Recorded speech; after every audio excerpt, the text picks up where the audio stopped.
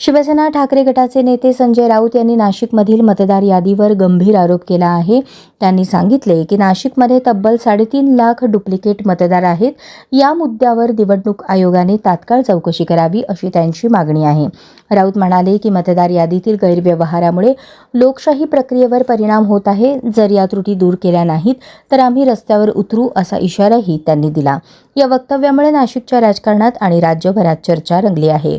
प्रशासनाकडून अद्याप अधिकृत प्रतिक्रिया आलेली नाही. महाराष्ट्रामध्ये सर्वात जास्त अतिवृष्टीचं जे संकट आहे ते धाराशिव जिल्ह्यातील शेतकऱ्यांवर आलं होतं. ह्या शेतकऱ्यांच्या पाठीमागे ठामपणे कोणीतरी उभं राहणं गरजेचं आहे. दिवाळी तोंडावर आली आणि अशा परिस्थितीमध्ये शासकीय साहित्य किंवा शासकीय मदत ती जी आहे ती तर मिळेलच, परंतु शेवटी पालकमंत्री या नात्यानं मी माझ्या कुटुंबियासमोर धाराशिव जिल्ह्यातील सर्व पूरग्रस्त शेतकऱ्यांबरोबर साजरी करणार आहे. त्यांना जीवनावश्यक ज्या वस्तू आहेत त्याचं वाटप आम्ही करणार आहोत.